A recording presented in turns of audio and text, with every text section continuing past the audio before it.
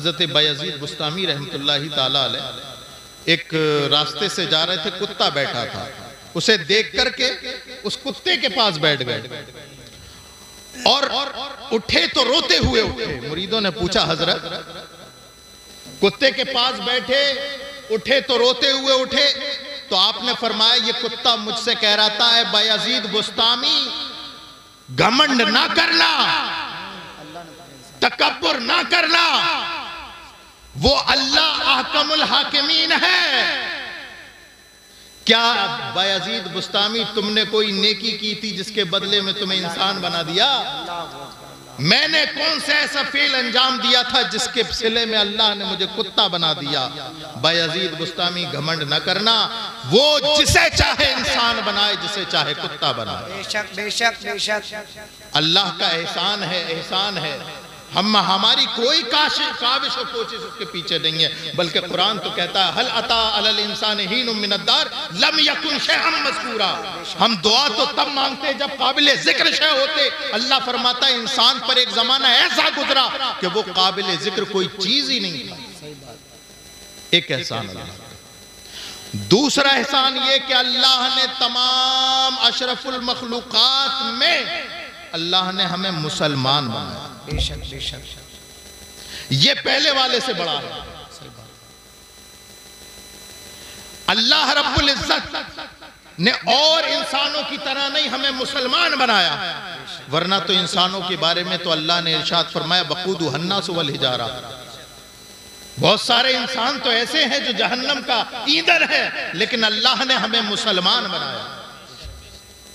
और तीसरा एहसान ये कि अल्लाह ने अपने महबूब की उम्मत में बनाया। सुभान अल्लाह सुभान अल्लाह। ये एहसान इन दो एहसानों से बड़ा है। बेशक।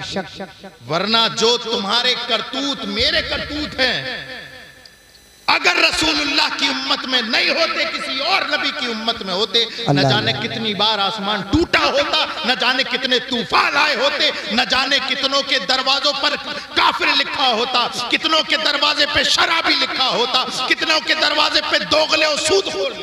सच्चाई सच्चाई।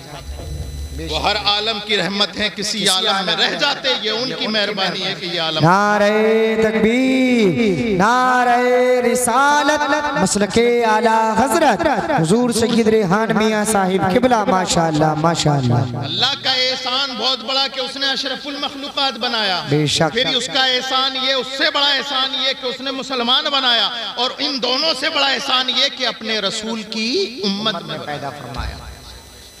अच्छा, रसूल के उम्मती तो कारी ताहिर साहब बैठे हैं, तो थोड़ा सा आगे आ जाए। बाकीपुर में आने से कई सालों पहले हम इन्हें जानते हैं और सादात के बड़े मुहिब हैं। अल्लाह रब्बुल इज्जत इस सादात के एहतराम का सदका अता फरमाए। बिरयानी कैसी बनी है उसे चेक करने के लिए एक चावल काफी होता है। बाकीपुर में सैयदों का एहतराम कैसे करते हैं लोग, कारी ताहिर साहब एक चावल की मानिंद हैं, उससे पता चल गया कि अल्हम्दुलिल्लाह बाकीपुर में सादात इकराम का बहुत एहतराम। माशाअल्लाह। अल्लाह रब्बुल इज्जत आप सबको सलामत रखे, अल्लाह आप सबको सलामत रखे। वरना 2 बजे के बाद 1:30 बजे के बाद कितने बड़ा अल्लाह का कुर्सी समेट देंगे, सुनते ही नहीं। और सही बात बता रहा हूं, ये सब स्टेज के साथी हैं, इतनी लेट में तकरीर करते ही नहीं, लेकिन आपकी मोहब्बत है, बैठ गए। अब जो बातें आ रही हैं जहन में आपको बता रहे हैं, आपके काम की बात। रसूलुल्लाह की उम्मत में तो बहुत हैं, बेहिसाब है। सरकार दो आलम ने इरशाद फरमाया यहूदी 71 फिरकों में बढ़ जाएंगे, नसरानी 72 फिरकों में बटे हैं। सरकार ने इरशाद फरमाया मेरी उम्मत 73 फिरकों में बटेगी। सरकार ने फरमाया कुल्लुहुम फिन्नार इल्ला मिल्लतन वाहिदा। सरकार ने इरशाद फरमाया सब के सब जहन्नमी है सिवाय एक जी। रसूल की उम्मत में 73 फिरते उम्मत में ही होना ये भी बहुत बड़ा एहसान है, लेकिन उनमें जो मैं बताने वाला हूं वो इन तीनों से बड़ा एहसान है।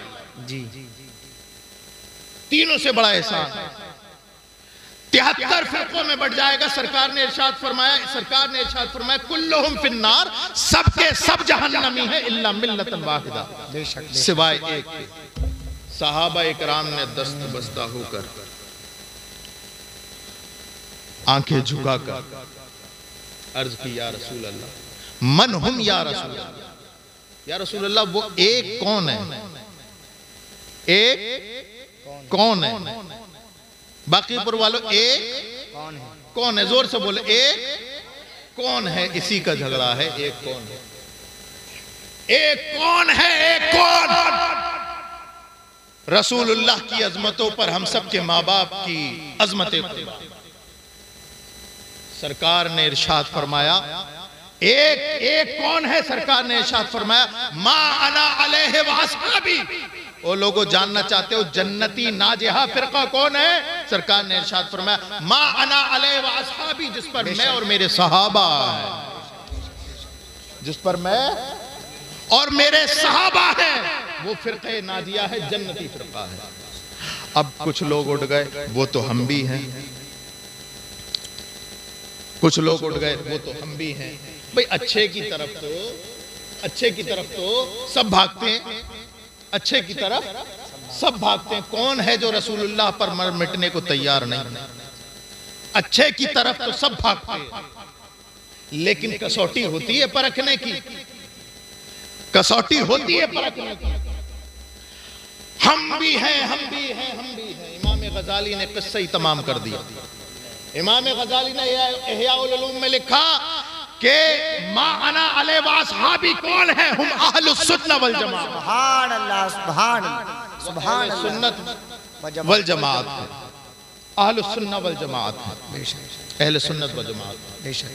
अब अहले सुन्नत वल जमात का जब लफ्ज आया ना, तो सारे फिरके खड़े हो गए। पहचान कैसे हो? असली वार कैसे पहचाने? मस्जिदों से, कैसे पहचाने? मदरसों से, कैसे पहचाने? इबादत करने से, कैसे पहचाने इस अहले सुन्नत व जमात को? असली भी बना रहे हैं मस्जिद, नकली भी। असली भी नमाज पढ़ते हैं, नकली भी। असली भी रोजा रखते हैं, नकली भी। असली भी ज़कात देते हैं, नकली भी। असली भी उलमा बनते हैं, नकली भी। असली भी मस्जिदें बनाते हैं, नकली भी। हज पर असली भी जाते हैं, नकली भी। अपने आप को रसूलुल्लाह का आशिक कहते हैं, असली भी नकली भी। बेशक। अब असली और नकली की भीड़ में जब मामला पैदा हुआ कि आखिर इस मसले का हल कौन निकाले, असली भी है वही काम करने वाले, नकली भी है, तो सारी उम्मत इकट्ठा होकर रसूलुल्लाह की औलाद के दरवाजे पर खटखटाया। बाहर निकले इमाम ज़ैनुल आबिदीन। इमाम ज़ैनुल आबिदीन निकले, कहा कि मेरे नाना की उम्मत कैसे परेशान है। कहा आप रसूलुल्लाह का खून है, आपके रगों में रसूलुल्लाह का खून है, इस मसले का हल आप ही बता सकते हैं। जी बताइए।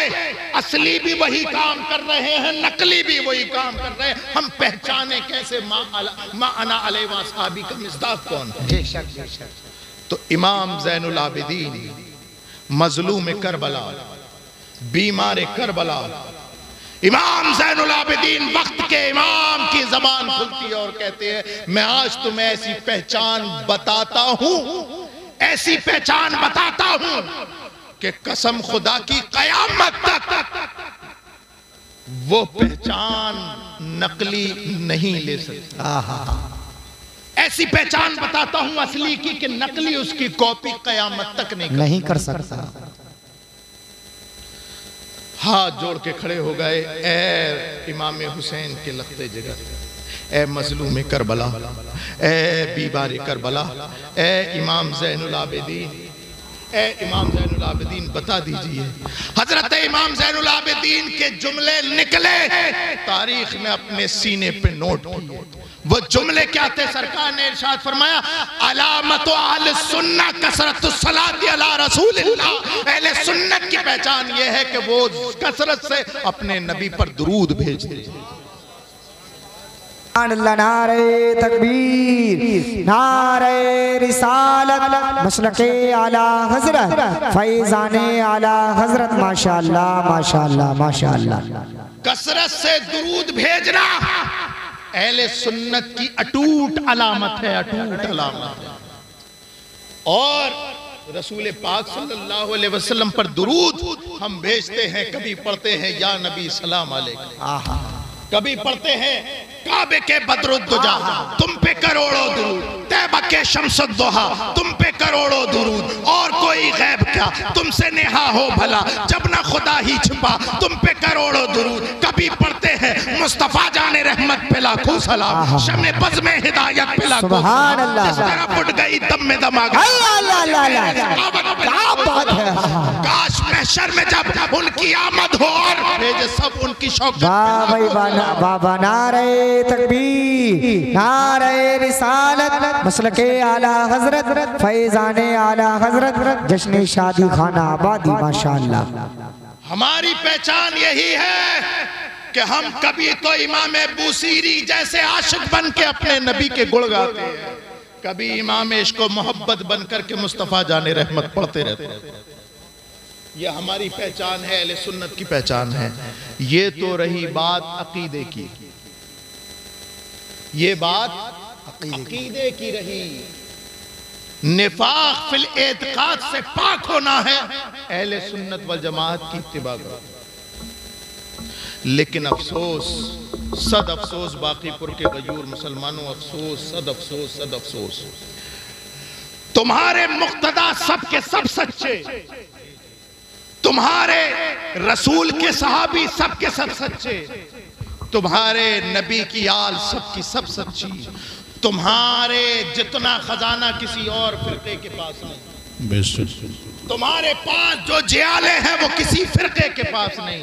लेकिन मुझे अफसोस के साथ ये बात कहनी पड़ती है कि सबसे ज्यादा बदअमल अगर कोई है तो वही अहले सुन्नत वल जमात। अल्लाह, सबसे ज्यादा बदअमल। निफाक फिल एतकाद में पाक है, हम अच्छे अकीदे वाले हैं, लेकिन निफाक फिल एतकाद हो या निफाक फिल अमल, दोनों मजमून हो। हमने निफाक फिल एतकाद से तो पाक हो गए, लेकिन अमल से कोरे हो गए। लगाते तो रसूलुल्लाह का नारा है, लेकिन मस्जिदों में जाने को तैयार नहीं है। अल्लाह। लगाते तो गौसे आजम का नारा है, लेकिन अल्लाह अकबर कबीरा रोजा रखने को तैयार नहीं जी। अपनी रसूमात देखें आप। ये निकाह की महफिल है, सरकार ने 14 सदियों पहले तुम्हें बताया था कि निकाह कैसे किया जाता है। आप वो निकाह देख लो और आज अपना निकाह देख लो। अल्लाह। रसूल पाक सल्लल्लाहु अलैहि वसल्लम ने निकाह को इतना आसान कर दिया था, इतना आसान कर दिया था, इतना आसान कर दिया था कि जिना करना मुश्किल था। और तुमने रसूलुल्लाह का कलमा पढ़ने के बाद निकाह को इतना मुश्किल कर दिया, इतना मुश्किल कर दिया, इतना मुश्किल कर दिया कि जिना करना आसान हो गया। अल्लाह। बताइए आज मुसलमानों के पास क़यादत क्यों नहीं है? क़यादत क्यों नहीं है हमारे पास? उसकी वजह यह है कि हमारे अंदर जो शैतान बैठा है, हम उसे निकाल के बाहर रखने को तैयार नहीं जी। अभी हम ये कह दे बाकीपुर के मुसलमानों, हाथ खड़ा करके बताओ रसूलुल्लाह के नाम पर मर मिटने को कौन तैयार है? तो हर एक आदमी हाथ खड़ा कर देगा जी। लेकिन अगर उनसे ये कहा जाए कि बताओ कौन ऐसा है जो रसूलुल्लाह की शरीयत अपनाने को तैयार है, तो शायद ही कोई खड़ा हो। कुरान पाक नहीं पढ़ा आपने? अल्लाह ने इरशाद फरमाया, मन आरज़ अन ज़िक्री फ़इन्न लहू मईशतन ज़नका व नहशुरुहु यौमल क़ियामति आमा। ऐ लोगो, जो मेरे नबी की शरीयत से मुंह मोड़ेगा हम उसकी जिंदगी दूभर कर देंगे। अल्लाह। और क़यामत के दिन उसे अंधा बना करके उठाया जाएगा। यही वजह है हमने रसूलुल्लाह की शरीयत से मुंह मोड़ा, हमारी जिंदगी दूभर हो गई, दूभर। कोई सुनने वाला नहीं, कोई हमारा हाल पूछने वाला नहीं जी। अगर आपको अपने हालात पर काबू पाना है और इस दुनिया में आपको सुरखरू होना है तो वही कहना पड़ेगा जो बॉर्डर पार से आवाज आ रही कि मोहम्मद से वफा तूने तो हम तेरे हैं, ये जहां चीज है क्या लोहो तलब तेरे। बेशक और इस दौर में सरवाइव करना ईमानी हालत में रसूल पाक सल्लल्लाहु अलैहि वसल्लम ने इरशाद फरमाया, हाथ पर अंगारा रखने के मुतरादिफ होगा। जितना हाथ पर अंगारा रखना मुश्किल है जी, उससे भी कहीं ज्यादा मुश्किल इस दौर में अपने ईमान और अकीदे का तहफ़्फ़ुज़ करना है। रसूल पाक सल्लल्लाहु ताला अलैहि वसल्लम ने इरशाद फरमाया कि मेरी उम्मत पे एक ज़माना आएगा, यसबहुर रजुलु मोमिनन वयुमसी काफिरा वयुमसी मोमिनन यसबहु काफिरा। सरकार इरशाद फरमाते हैं कि मेरी उम्मत पे एक ज़माना ऐसा आएगा कि वो सुबह ईमान की हालत में करेगा और फितनों में इतना मुलव्विस हो जाएगा, इतना मुलव्विस हो जाएगा कि शाम होते होते वो काफिर हो जाएगा। और रात ईमान की हालत में करेगा, लेकिन रात की तन्हाइयों में वो करेगा उन फितनों से दो चार होगा कि सुबह होते होते वो काफिर हो जाएगा। सही बात। हम इस हदीस पाक को देखें और अपने नबी के सच्चे और सादिक होने पर ईमान मजबूत करें कि रसूल पाक सल्लल्लाहु अलैहि वसल्लम ने 14 सदियों पहले जो हमारे लिए इस ज़माने के लिए इरशाद फरमाया था वो रोज़े रोशन की तरह जाहिर है, बाहिर है। लेकिन अल्लाह का लाख लाख शुक्र और उसका एहसान कि इस दौर में भी अल्लाह रब्बुल इज्जत ने हम सब के ईमान की हिफाजत की है। अल्लाह रब्बुल इज्जत के हमारे ऊपर बेइंतहा एहसानात हैं, बेइंतहा एहसानात। लेकिन 4 एहसान ऐसे हैं कि उसका शायद बदलना हो। अल्लाह रब्बुल इज्जत ने 4 एहसान ऐसे किए हैं और इसकी हुस्ने तरतीब यह है कि जो दूसरा है वो पहले से अफजल, जो तीसरा है वो दोनों से अफजल और जो चौथा है वो तीनों से अफजल। अब 4 एहसान अल्लाह ने कौन से किए? सबसे बड़ा एहसान अल्लाह रब्बुल इज्जत का आपके मेरे ऊपर यह है कि 18,000 आलम और मखलूक में अल्लाह रब्बुल इज्जत ने तुम्हें अशरफुल मखलूकात बनाया। बेशक बेशक बेशक, सुभान अल्लाह। अल्लाह का सबसे बड़ा इनाम और एहसान ये है। बाकीपुर वालों, क्या आपने इंसान बनने के लिए अल्लाह से दुआ मांगी थी, चाहत की थी, दुआ की थी कि अल्लाह मुझे इंसानी बनाना? नहीं, अल्लाह ने बगैर तुम्हारे चाहे, बगैर तुम्हारे मंशा के अपनी मर्जी से तुम्हें अशरफुल मखलूकात। बेशक बेशक। अगर सारी जिंदगी इसी एहसान के शुक्र में अपनी पेशानी अल्लाह की बारगाह में रखते रहो, इस एहसान का एक जर्रे का हिसाब भी नहीं, उसका शुक्र अदा नहीं कर पाए। हजरत इमाम